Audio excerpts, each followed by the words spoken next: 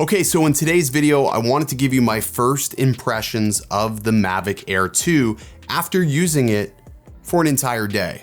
Let's get started. What's going on, guys? Ken here, and before this video even starts, I want to throw out the disclaimer that this is not a full review. I'm just really excited to share my first thoughts and impressions about the Mavic Air 2 with you.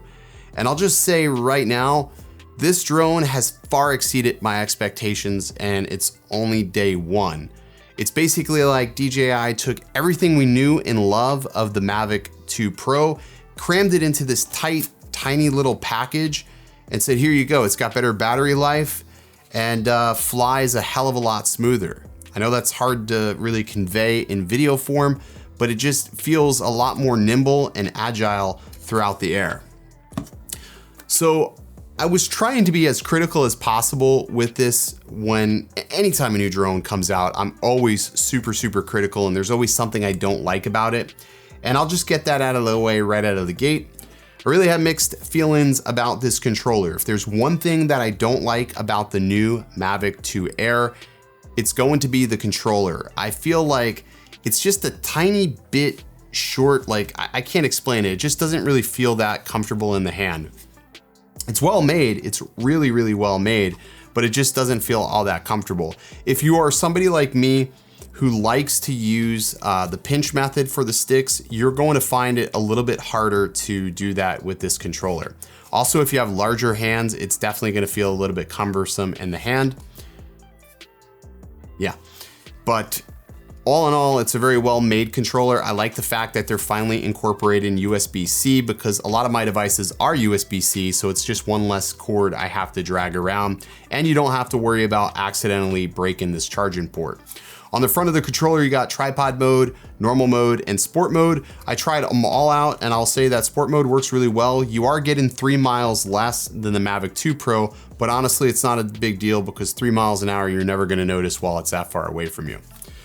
The controller has this sort of, I don't know, antenna deal where you set your phone inside of here, and I don't have my phone on me because it's charging, but I actually found that I had to take my case. I use a UAG case on my iPhone. I had to take that case off to be able to really effectively use this. Sort of annoying, not really a huge big deal, but something to think about. I also found that it took me a little bit longer to get my phone in here than it was on the older controller.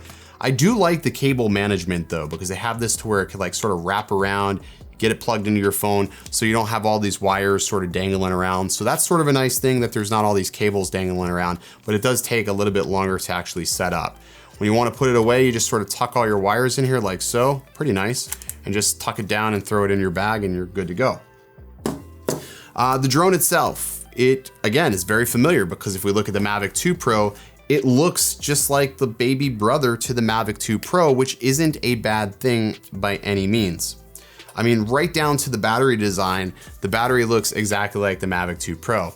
One thing I won't know for a little bit is if these batteries are going to swell like they do on the Mavic 2 Pro.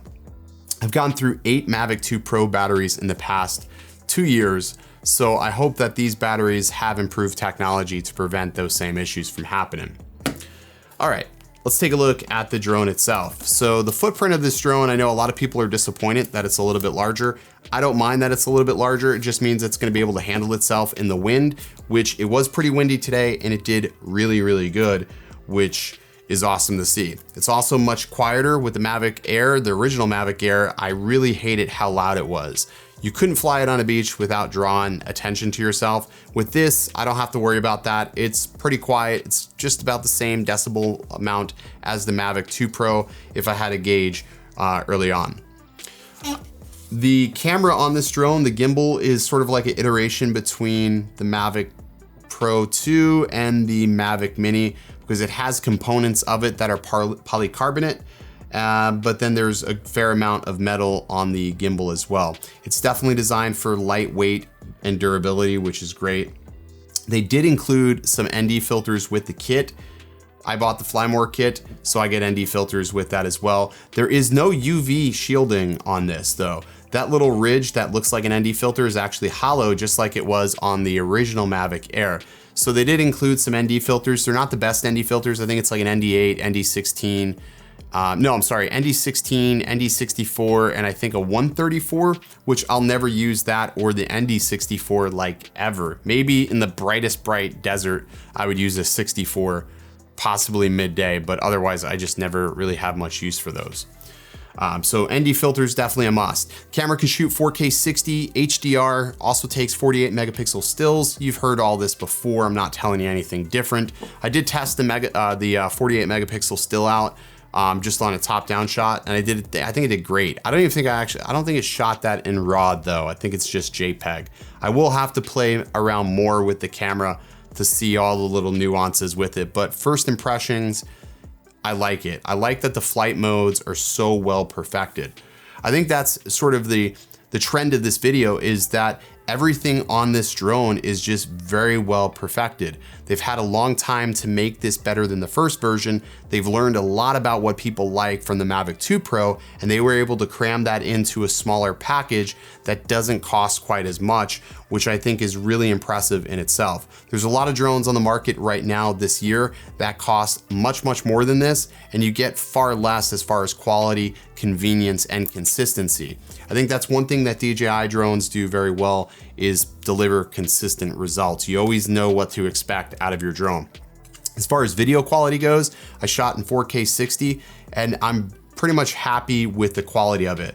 I noticed in post there's a lot less degradation to the image, and a lot of that could be attributed to the better bit rate that we're seeing here. I'm looking at the files and I'm seeing 120 megabit bit rate on that, which is a good thing because it's definitely needed. The more information we have, the better that file is going to look as you export it. So it's very noticeable as far as that goes. Also, I'm shooting in H.265, which I really didn't have a hard time editing this. Sometimes you get an H.265 file and it's really hard to edit. This wasn't one of those files.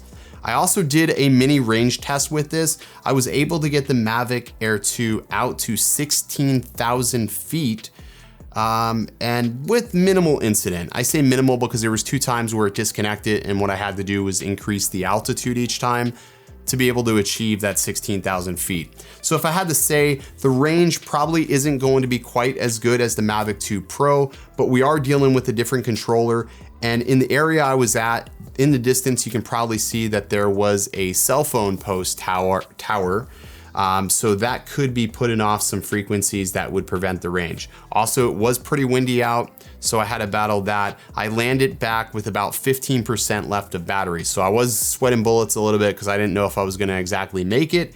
I'm glad I didn't push it any further. Otherwise I would have been pulling an emergency landing at that church and hoping that the drone was still there when I drove up.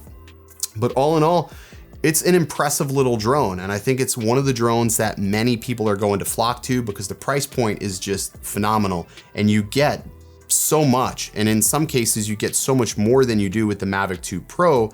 And if you're just posting videos online to Facebook or even YouTube or Instagram, this is all you need, and it's going to definitely be even enough if you decide to use this professionally, because again, agents aren't going to really know, or your clients aren't going to really know what camera you shot this with. I've never had somebody say, oh, you shot that with the Mavic 2 Pro, but this could definitely disguise itself as a much more expensive camera. So I will have some full comparisons and a full review of this drone, definitely. I just want to take my time and get some more hands-on with it. But my first impression is, if somebody asked me what drone to buy today, even with the Evo, the Mavic 2 Pro, everything on the market right now, I would tell them to buy the Mavic 2 Air. Even with the geofencing restrictions, the reality is maybe you won't get yourself into a situation where that's an issue, and I will have to try the unlock feature on it to see if it's improved with the DJI Fly app. But as of right now, I would highly recommend the Mavic Air 2.